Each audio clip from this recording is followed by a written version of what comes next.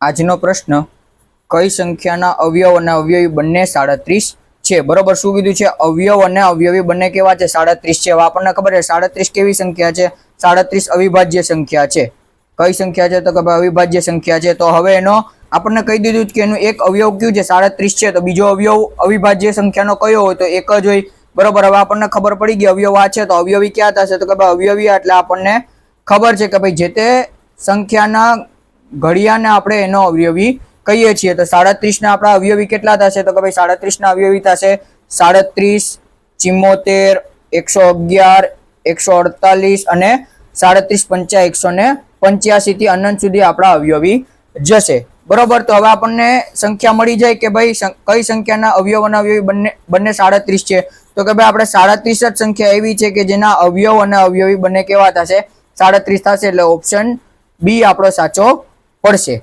બરોબર, અને હું પણ ધ્યાને રાખવું કે જ્યારે તમને અવિભાજ્ય સંખ્યાના અવયવ અને અવયવી બંને પૂછ્યા તો 37 જે તે સંખ્યા એટલે કે જે તે અવિભાજ્ય સંખ્યા જ થશે. એના પછી તો કે ભાઈ 22 ના નાનામાં નાનો અવયવ અને અવયવીનો ગુણાકાર શું મળે? તો પેલા આપણે 22 ના અવયવ જોઈએ.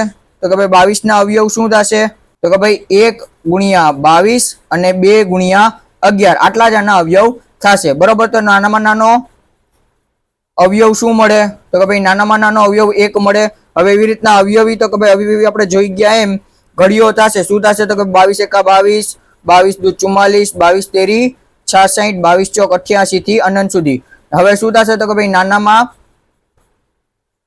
નાનો અવયવી કેટલો થશે? તો કે ભાઈ નાનામાં નાનો અવયવી 22 થશે. બરોબર, બંનેનો આપણે ગુણાકાર કરીએ તો શું થશે? 1 ગુણ્યા 22 એટલે 22 આપણો જવાબ આવે. એટલે ઓપ્શન ડી આપણો સાચો પડે. અને ઓમય તમારે યાદ રાખવાનું કે ભાઈ જે તે સંખ્યાનો બરોબર નાનામાં નાનો અવયવ કીધું હોય તો 1 આવે અને હંમેશા 1 આવે.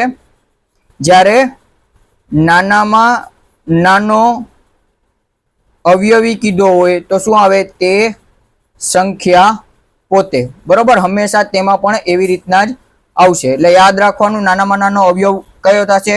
1 થશે. અને નાનામાં નાનો અવયવી કેવો થશે? તે સંખ્યા પોતે થશે. બરોબર, તો આવા જ પ્રશ્નો માટે ફોલો કરો ઇન્સ્ટા અને યુટ્યુબ પર. અને વિડીયો ગમ્યો હોય તો લાઈક કરી શેર કરવાનું ભૂલતા નહીં. જય હિન્દ, જય જય ગરવી ગુજરાત.